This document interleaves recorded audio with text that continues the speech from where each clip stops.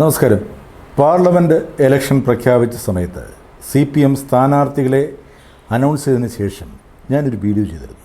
വടകരയിൽ KK ശൈലജയ്ക്കും ആലത്തൂരിൽ K രാധാകൃഷ്ണനും വർക്കലയിൽ V ജോയിക്കും തൃശ്ശൂരിൽ M മുകേഷിനും വോട്ട് ചെയ്യരുത്, അവരെ ജയിപ്പിക്കരുത് എന്ന് പറഞ്ഞൊരു വീഡിയോ ചെയ്തിരുന്നു. അതിൻ്റെ കാരണമായി പറഞ്ഞിരുന്നത് ഇവരൊക്കെ MLA-മാരാണ്. ഇവർ പാർലമെൻറ്റിലേക്ക് ജയിച്ചു പോയാൽ അവിടെ ബൈ ഇലക്ഷൻ നടത്തണം അതാത് മണ്ഡലങ്ങളിൽ. അതിന് വരുന്ന കോടിക്കണക്കിന് രൂപയുടെ ചെലവിനെയും മനുഷ്യരുടെ അധ്വാനത്തെയും ഒക്കെ കണ്ടുകൊണ്ടാണ് ഞാൻ അങ്ങനെ ഒരു വീഡിയോ ചെയ്തത്. അന്ന് ഷാഫി പറമ്പിൽ വടകരയിൽ സ്ഥാനാർത്ഥിയായിട്ടില്ല. ഇല്ലെങ്കിൽ നിർബന്ധമായി ഷാഫി പറമ്പലിൻ്റെ പേരും ഞാൻ പറയുമായിരുന്നു. അതിന് ഒരുപാട് കമൻറ്റുകൾ വന്നു.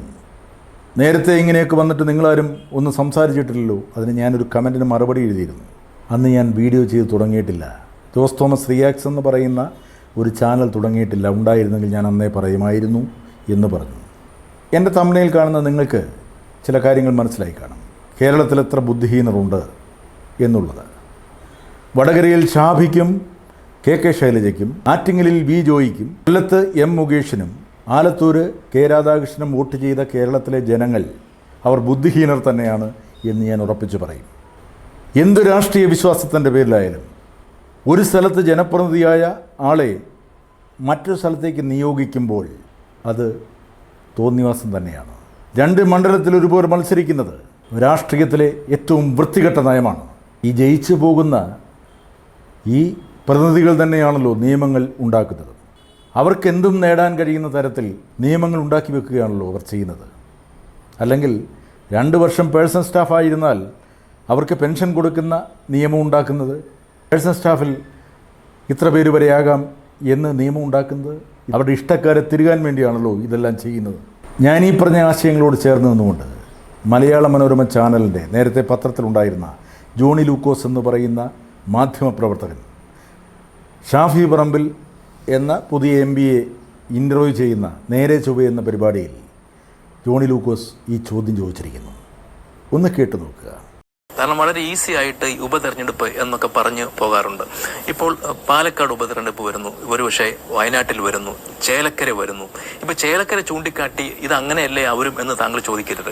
ഒരു 5 വർഷത്തേക്കുള്ള ഒരു ഉത്തരവാദിത്വം അല്ലേ, ഒരു കരാറ് പോലെയല്ലേ നിങ്ങളെ തെരഞ്ഞെടുക്കുന്നത് MLA ആയിട്ട്. എന്നിട്ട് ഇടയ്ക്ക് വെച്ച് അത് നിർത്തി പാർലമെന്റിലേക്ക് മത്സരിക്കുക, അവിടെ വിട്ടു പോവുക, പിന്നെ ഒരുപാട് പണവും അധ്വാനവും എല്ലാം ചെലവാക്കി വീണ്ടും ഉപതെരഞ്ഞെടുപ്പിനെ നേരിടുക. അത് സാധാരണക്കാരന്റെ പണമാണ് ശരിക്കും പറഞ്ഞാൽ ഇതിനെല്ലാം ഉപയോഗിക്കുന്നത്. ഇതൊരു അധാർമികമായ ഒരു പ്രവണതയാണെന്ന് താങ്കൾക്ക് തോന്നുന്നില്ലേ? നമ്മുടെ മുമ്പിൽ വരുന്ന രാഷ്ട്രീയ സാഹചര്യങ്ങൾ ഉയർത്തുന്ന അനിവാര്യതയിലേക്കാണ് കാര്യങ്ങൾ അത്തരം തീരുമാനങ്ങളെ സ്വാധീനിക്കുന്നത്. അതിപ്പോ പാർട്ടിയുടെ മാത്രം അനിവാര്യതയല്ലേ, ജനങ്ങളുടെ അനിവാര്യതയാവുന്നില്ല. ഞാൻ പറഞ്ഞു, ഇപ്പം ഇന്ത്യയിൽ കോൺഗ്രസിന്റെ നേതൃത്വത്തിലുള്ള ഒരു സംവിധാനം തിരിച്ചു വരിക എന്നുള്ളത് ഞാനൊരു പാർട്ടിയുടെ മാത്രം അനിവാര്യതയായിട്ട് കാണുന്ന ഒന്നല്ല. ഓരോ സീറ്റും കോൺഗ്രസിന് കൂടുക എന്നുള്ളത് രാജ്യം വീണ്ടെടുക്കണം എന്ന് ആഗ്രഹിക്കുന്ന ആളുകളെ സംബന്ധിച്ചിടത്തോളം അതൊരു അനിവാര്യത തന്നെയാണ്. അപ്പൊ അതിന് ഏറ്റവും ആപ്റ്റായിട്ടുള്ള ഡിസിഷൻസ് ചിലപ്പം പൊളിറ്റിക്കൽ പാർട്ടീസിന് എടുക്കേണ്ടതായിട്ട് വരും. അത് എടുത്ത് അവതരിപ്പിക്കുന്നത് ജനങ്ങളുടെ മുന്നിൽ തന്നെയാണ്. അവരത് തള്ളുന്നുമുണ്ട്, കൊള്ളുന്നുമുണ്ട്. വ്യക്തിപരമായി ചോദിച്ചാൽ പിന്നെ ഒരു പക്ഷേ അടിക്കടി അത്തരം സാഹചര്യങ്ങൾ ഉണ്ടാവുന്നത് പിന്നെ ഒഴിവാക്കാൻ കഴിയുന്ന സാഹചര്യം ഉണ്ടെങ്കിൽ അത് പ്രിഫർ ചെയ്യുന്നതായിരിക്കും നല്ലതെന്ന് വേണമെങ്കിൽ പറയുന്നതിൽ തെറ്റില്ല. ഷാഫിയോടൊന്ന് ചോദിക്കാൻ കാരണം ഷാഫി പുതിയ ശീലങ്ങൾ രാഷ്ട്രീയത്തിൽ വരണം എന്ന് ആഗ്രഹിക്കുന്ന ആളാണ്. അപ്പൊ അതുകൊണ്ട് പഴയ ശീലങ്ങൾ അതുപോലെ തന്നെ തുടരണമെന്ന് വാദിക്കുന്ന ആളല്ല. അതുകൊണ്ട് ഇത്തരം പ്രവണതകൾക്കൊരു മാറ്റം വേണ്ടേ എന്ന് ചോദിക്കുന്നു.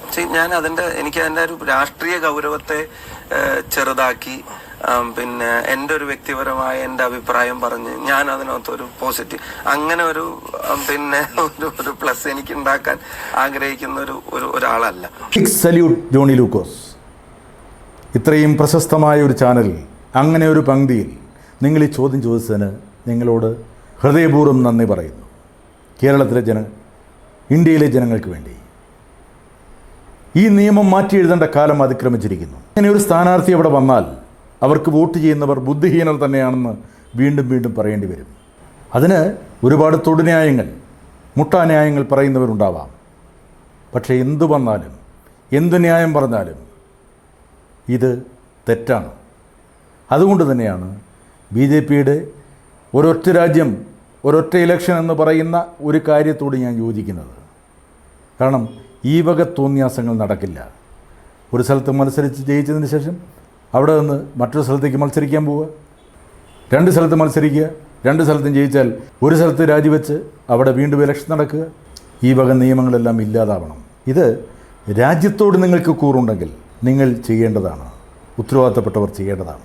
ജനങ്ങളെ സ്നേഹിക്കുന്ന, രാജ്യത്തെ സ്നേഹിക്കുന്ന ഏതെങ്കിലും ജനപ്രതിനിധികൾ, ഭരണാധികാരികൾ ഉണ്ടായെങ്കിൽ മാത്രമേ ഇത്തരം നിയമങ്ങൾ എടുത്തു മാറ്റൂ. അങ്ങനെ നിയമങ്ങൾ മാറ്റുന്നവരുടെ കൂടെ ജനമുണ്ടാകും. അവർക്ക് ഭയപ്പാടോടെ 2 സ്ഥലത്ത് മത്സരിക്കേണ്ടി വരില്ല, ജയിക്കുമോ എന്ന് സംശയിക്കേണ്ടി വരില്ല. ജനം അവരോടൊപ്പമായിരിക്കും.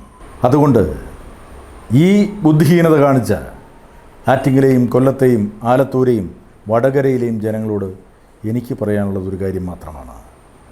നിങ്ങൾ ഇനിയുള്ള ഇലക്ഷനെങ്കിലും ഇത്തരം സംഭവങ്ങളുണ്ടായാൽ ഇതുപോലെ ബുദ്ധിഹീനത കാണിക്കാതിരിക്കുക.